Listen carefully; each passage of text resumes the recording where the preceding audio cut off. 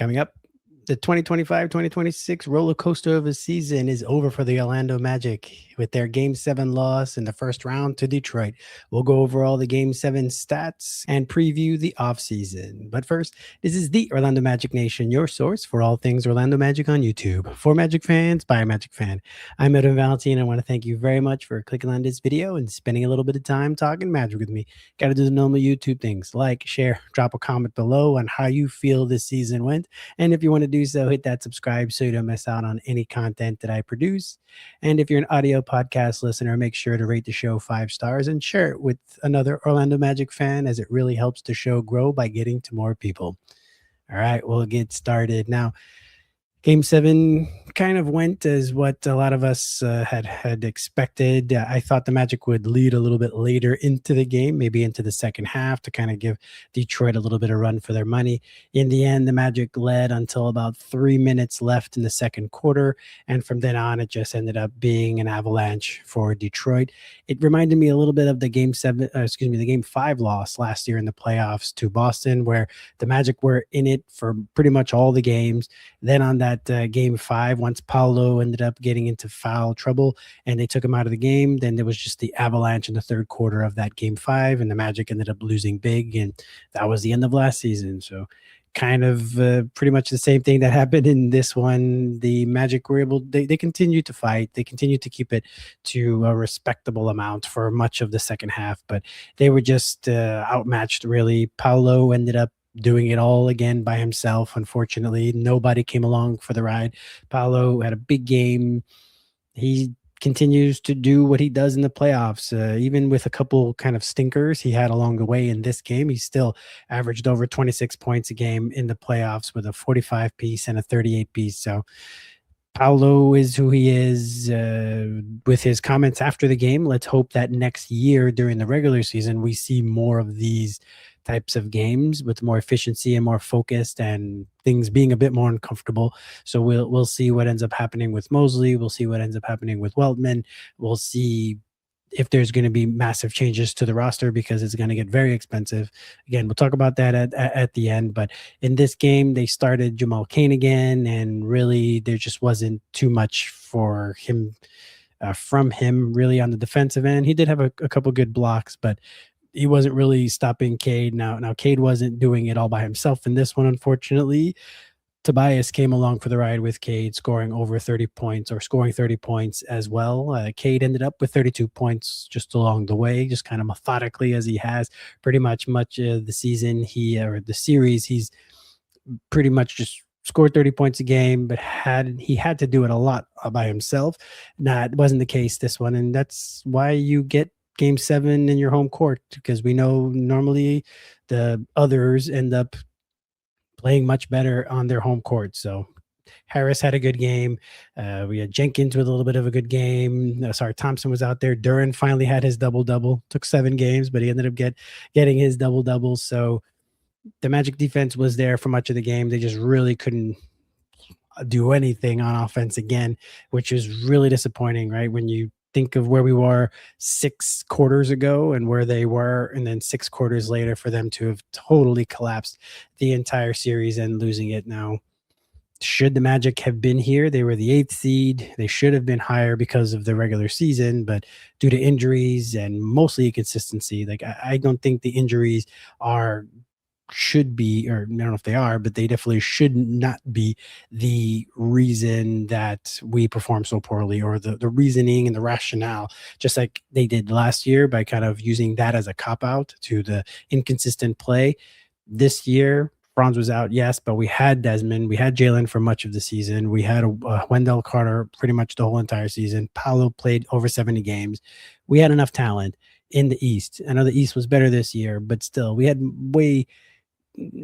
many winnable games that the Magic just didn't show up in with their presence, with their the focus that they had on defense they had in this series. If they would have played this type of defense throughout the season, the Magic would have definitely been a higher seed. They would have been playing somebody else, and they could have had home court, and then they would have been the ones with Game 7 on their home court. But that wasn't to be. It wasn't the season that we had all anticipated and just had expected from where we were coming into the season, and just the excitement that was building around it. It just didn't happen for us for one reason or another, mostly the inconsistency of play, which ends up getting on Mosley more than the players, which is kind of unfortunate sometimes that the coach has to take that burden, but that's what they get paid for. They're the ones that have to get the team ready. And he said it multiple times throughout the season. He needs to do a better job of getting the guys ready. That could just be him being nice and taking it for the team, which is kind of, again, his job. But it kind of did seem that way, unfortunately. And there were many times where we were leading at the half, and then that third quarter would come and we would just fold, basically. It happened against Detroit in the regular season, and it definitely happened in Game 6. So got to do something different. We can't just continue to do the same thing over and over and over and over and over again and nothing changed. So we'll see what happens with Mosley. But really, this was more about Game 6 than anything. Even though we were in Game 7, I know that that is the case, but there just wasn't. You really can't separate, for me. You can't separate Game 6 versus Game 7, because they just ended up being hand in hand, because you can feel the way the Magic were playing even in that first quarter, in the second quarter, even going into the second quarter as well. They were playing well, they were doing what they need to do, but you could feel that there was just kind of stuck in mud. They really weren't doing all that much except for Paolo. So that ended up being the case, and by the time halftime hit, they were down 11, and that just felt insurmountable mentally, not physically, because obviously we know the Magic can outscore this team in a half by over 20 points a game. You definitely felt it psychologically at that point. Desmond had been in a bit of foul trouble. He wasn't really being as aggressive on the offensive end that we needed, and Paolo just had to kind of do it all by himself, with Jalen not performing well, Wendell not doing all that much, and Kane just being, again, the role player that he is. You don't expect Kane to come out and score 30 points or anything like that. It just kind of is what it is. Like, we didn't really have a crazy game from anybody this playoffs other than Paolo. We didn't have that random AB game where he had 30 points, or I guess the closest we had was that Jamal Cain game in Game 4 where he dunked over Duran. So he had 8 points, 9 rebounds. Like, it is impactful, but it's not really that impactful. So they just had the Tobias game, right? The Detroit did, and that's what's going to be remembered from this game. Tobias scoring 30, not Cade, not Paolo 38, not any of that stuff. This is going to be the Tobias Harris game, and we just didn't get that from anybody. That is kind of surprising. We had Desmond play well in a couple of games, very well in a couple of games. We had Paolo play very well. We had Franz play well. We just didn't get that extra person having like that signature game. So let's go through the stats on this one. Now, the Magic, again, they played well. Like, it's not to say that they folded in any way, but you could see it just psychologically. They weren't fully in it, even though they were playing hard. They were scrapping. That's the one thing that we thought we could always rely on with the Magic that just hadn't been the case this year, is them to claw and scratch and be focused on defense and do all the little things to really make it difficult for the other team to score. That happened in much of the first half, but in the end, it just wasn't enough to continue along the way.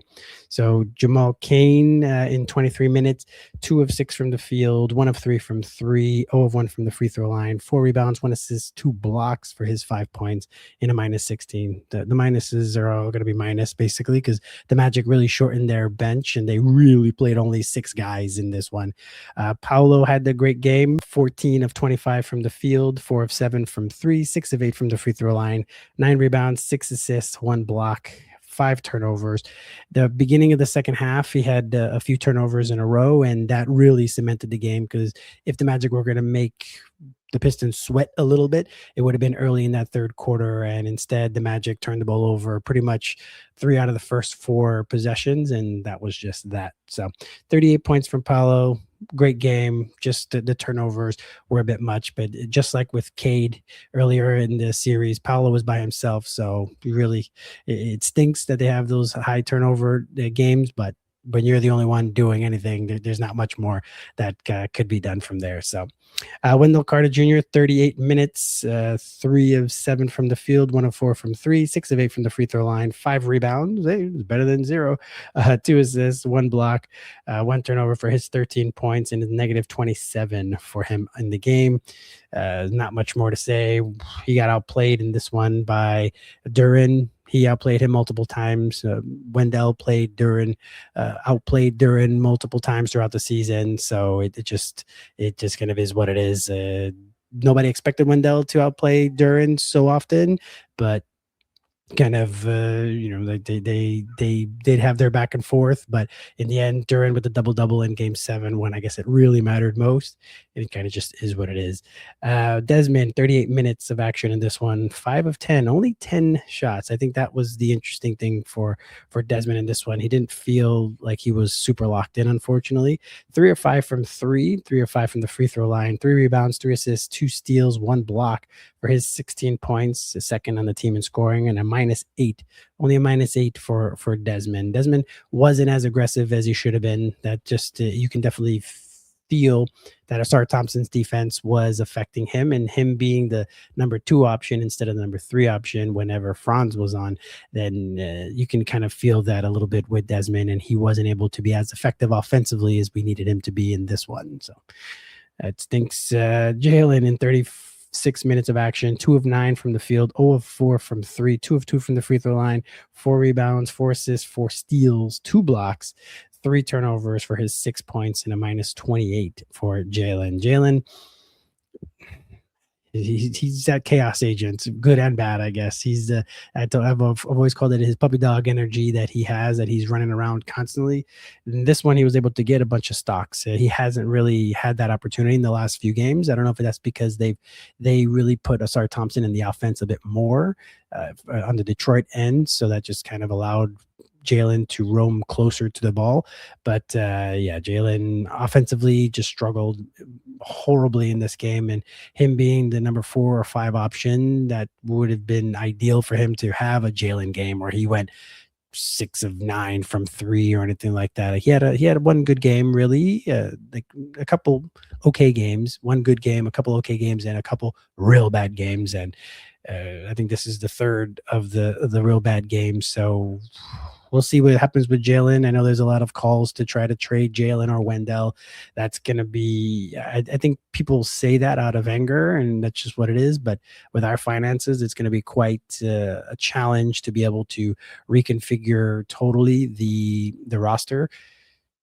Is Jalen's contract going to kind of be a negative value contract because of how much it is and how much value, especially when they see this playoff performance? Who else is going to grab him unless it's a team that just really needs to turn it up on the defensive end? We'll see. We're going to talk about the offseason and another video and several more videos, and it just kind of we'll get to that at one point. AB ended up playing 32 minutes of action, 4 of 12 from the field. I like that he shot 12 times. Again, that's the one thing this year that we can really take from AB, is that he really started to be more aggressive throughout the season. So it wasn't the most efficient game, but still, I like that he shot it 12 times. 0 of 4 from 3, 3 or 4 from the free throw line, 5 rebounds, 1 assists, 5 steals. Him and Jalen really started to turn up the pressure a little bit there and caught the Pistons off guard, because the Magic weren't really going full court press for very much in the series, and they kind of were able to keep the Magic in it, and they trimmed it down to a reasonable amount for a little bit there in the second half, but it just was too much for AB. 11 points, -11 from the field for him. Then we had Javon Carter make another appearance, which was good to see. He had 11 minutes in this one. Why couldn't he have 11 minutes in the last game, especially more minutes in the fourth quarter or third quarter of game 6? We'll never know. We'll have to ask Mosley that if he ends up making it to the exit interviews. But Javon Carter, 11 minutes of action, 0 of 2 from the field, 0 of 1 from 3, 1 rebound, 1 assist for no points, but he was a +5 while he was on the court. So that's, again, when things are struggling, and we have guys that are still in the plus minus, I'd say we ride them a little bit longer. Really, has he really wasn't being picked on as much. There's a shorter guy on the Pistons, Jenkins, as well. So I don't really know why we couldn't have kept that, because at times we've seen it throughout the season. Javon Carter would get hot, hit 2 or 3 threes. He really wasn't a nervous shooter. So I'm surprised we didn't continue that, but it is what it is. I said that a few times. Sorry if it's getting annoying. Mo Wagner got into the game in this one. Again, couldn't he have seen a little bit of action in that second half of game 6? Maybe 9 minutes in this one, 1 of 3 from 3, 1 of 1 from 3. So he hit a corner 3. So that was he had a nice layup also that he missed. And it's just, he couldn't be in rhythm. He hasn't played much at all in this series. So, we can't ask too much of a guy who's been cold the whole entire series to then come in and score huge numbers. 2 of 2 from the free throw line, 2 rebounds, and a turnover for his 5 points. And again, also a +5. So could we have used Mo as the Pistons had used Paul Reed again in that game 6? Probably. We'll never know, unfortunately, and we'll just have to move forward. So it'll be an interesting offseason, and we'll see what they do with Mo, with him being an unrestricted free agent this upcoming offseason. Tristan, 8 minutes of action. So you can see here that they saw that Tristan just wasn't able to keep up in this game, unfortunately, in this series. 8 minutes of action, 0 of 1 from the field, 0 of 1 from 3, nothing really other than a couple of turnovers for his -12 in a short period of time that he was on the court. So they had a quick pull, and that was it. And then no one else got in the game. Goga didn't get in the game. So he would have been the only one, I think, that had played well enough in the first half of game 6 to maybe also, again, have the out there. But I think the Magic rightfully understood that things had been a bit more open, and it was going to be hard for Goga to run around and go against guys like Duncan Robinson on mismatches and things like that. So they didn't bring Goga back. So we'll see on that. So the overall stats: 41% from the field, 33% from 3, 73% from the free throw line, 9 offensive rebounds, 33 rebounds in general, 18 assists on 31 shots on shot makes. It's not too bad. 11 steals, 13 blocks, 7 blocks and 13 turnovers. So really not a huge number turnover wise. Again, for the Magic, they just really couldn't stop the Pistons. The Pistons end up shooting 51% from the field, 48% from 3. Eventually they were going to have a good game. They already had, I guess this was probably the second game they had that they shot well from 3. At 81% from the field. They had 11 offensive rebounds, 41 total rebounds, 30 assists on 41 shots. So their guys were hitting it when Cade was getting it to them, and that's why you get game 7 at home. So 116 for them, basically the series high for them on offense. And really this game spun, if we're going to look at it, it really spun here at the end of the second quarter going into the third quarter. The Magic were up after a Bane 3-pointer, 43-40. Then Jenkins answers, then kind of it goes miss, a couple free throws for Cunningham. So they end up taking the lead. Paolo hits a fadeaway, ties the game again. Then Harris goes off a little bit. 3 for Harris, turnover from Suggs, layup for Harris, foul. Harris hits a couple free throws. Paolo misses a 3. And then we get a couple free throws. Harris again. And missed shots. Harris again for another 3. So there was no answer for Harris there at the end of the first half. Robinson hits a floater. Paolo tries to do something to be able to stem the tide, 58-49. And then 2 free throws, gets it to 60-49 going into the half. And then, as I mentioned, turnovers at the beginning of the third quarter where that hopefully would have been where, just like the Pistons made their run at the beginning of the second half, this hopefully would have been when the Magic did it. But instead, just as we've done most of the season, they ended up turning the ball over. Cunningham, regular layup, so it's up 13. Paolo loses the ball. Harris steals. Then after that, Paolo, so that we get a miss from Robinson, and Paolo turns the ball over again. Robinson gets a dunk on that one. Then Carter hits a shot.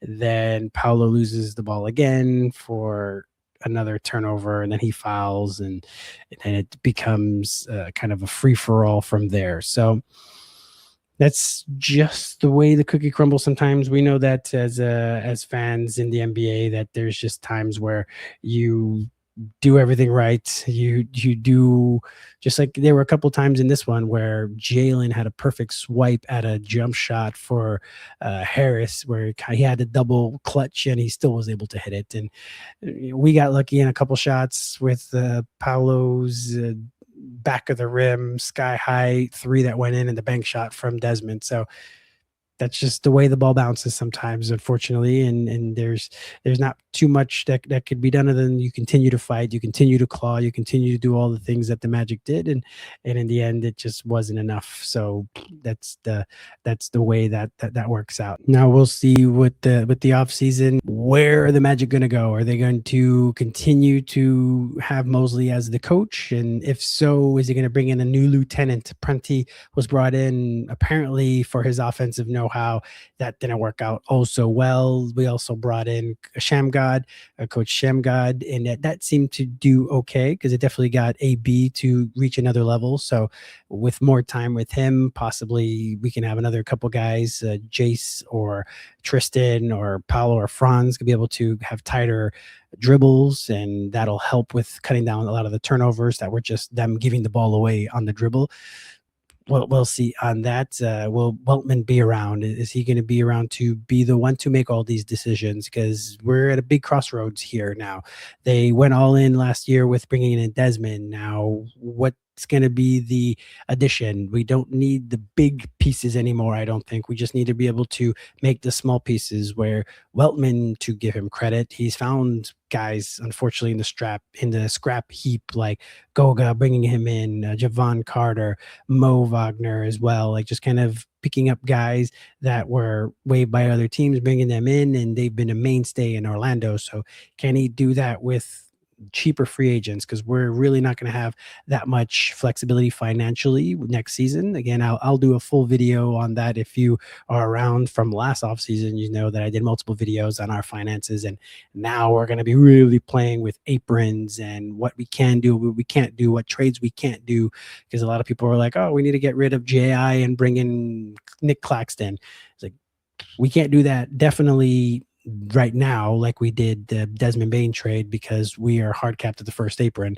So we can't do that in this offseason, or at least before July 1st. If we do it after July 1st, sure, we could do that, but then that's immediately going to put us into the second apron, which then means we can only have minimum contracts. We can sign our second round pick. That's it, basically, unless we do some more trades. But now, if we're going to worry about when the timing of some of these things happen, when we're in the second apron, we can't take two guys and trade them for one. That's something we can't do. You can't aggregate salaries, right? And then you also can't take back any more salaries. So if we do a trade, like let's say, okay, we trade Paolo for $41 million, we can't bring in Giannis directly for him making over $50 million. We can't do that, because we can't take on any more money, because we're in the second apron, right? So there's going to be a lot of things that are going to come about in the next bit. So let's see what's going to be discussed in the exit interviews and where the Magic mentally are. We heard Paolo pretty frustrated at the end of the game, and that's going to be interesting. Again, this is something that doesn't feel happens far too often in the NBA anymore. Players kind of calling out their coach subtly or unsubtly, and it seems that Paolo's doing that very much right now. So the coach ends up losing in that bet 99% of the time. So if it's going to be Paolo or Mosley, it's likely going to be Mosley that's going to be gone. So we'll see what happens. It's going to happen pretty soon, I would suspect, if something were to change, because they have to exit interviews and then they're going to have to start doing some of the interviewing pretty quickly, because some of the teams that have been off for a couple weeks have already been doing a lot of interviews. So unless the Magic already have had kind of a wink wink deal with one of the coaches, then we won't know. So I've done a video on the different coaches that are available, and I'll probably do another video on that. If Mosley were to be canned, I will end up having I will do another video and I'll kind of update it a bit, because there's a couple guys I think that have been already taken off that list by signing with other teams. So we will see what happens, but it's definitely going to be an interesting offseason. I think for the NBA in general, we have Giannis around, we have Houston. We're going to see what Houston's going to do. We're going to see what other teams like Boston is going to do. So it's going to be quite an interesting offseason, and I think the Magic are going to be not ones to be too overly aggressive, especially if Weltman's going to stay around, because the way he treated this past trade deadline, it seems that he has probably a handshake deal to stay as the Magic GM. So we'll see. So if he is still around, we know he does make pretty big deals once in a while. We got to give him credit for the Bane deal, but we don't have that much draft capital, so we would definitely have to be maneuvering around. And it's going to be interesting to see if he's the one doing it, what he's going to do, especially when he feels like everybody's trying to pinch on them. But now it's the off season; it's going to be easier to make deals, and we'll see if the Magic are going to be making deals along with all these other teams to get better, because the East is much better, as we saw. Atlanta's coming, Detroit's good, the Magic are good. Boston is going to get better. They're going to retool and get better. Who knows with the Bucks, if the Bucks are going to be able to get much better. Miami's going to want to try to do some interesting things, and then you've got Toronto, Cleveland, the New York Knicks. There's going to be a lot of interesting years, I think, coming up in the Eastern Conference. So the Magic do have to retool, and hopefully they're able to stay healthy, because I don't take that as the reason why we had such a bad season. Yes, it stinks that we didn't have Franz for that long, and it really stinks that we didn't have him in this series, because I think we would have won this series if we had Franz at the end. But that's no excuse. A bunch of other teams also are injured, and they're still able to succeed. So it was just inconsistent play, lack of adjustments by the coaching staff, lack of offensive fluidity from the offense, which again goes onto the coaching staff. So I would guess that there's going to be a coaching change coming up soon, and then we'll see after next season where the talent goes. So it stinks that the season's over. This was my 150th video, so it ends up being perfect from the beginning of the off season all the way to the end of the season. 150 videos. I'll continue to make videos over the course of this off season and all into next season, so you're gonna be stuck with me for the next little bit. So again, do the normal YouTube things, like, share, drop the comment below on who you would want the Magic to have as a coach moving forward, or what big changes do you think the team are going to go through this off season. And if you want to do so, hit that subscribe so you don't miss out on any content that I produce. And if you're a audio podcast listener, make sure to rate the show 5 stars and share it with another Magic fan, as it really helps the show grow. I want to thank you very much for clicking on this video and spending a little bit of time talking Magic with me. I hope you're having a great day.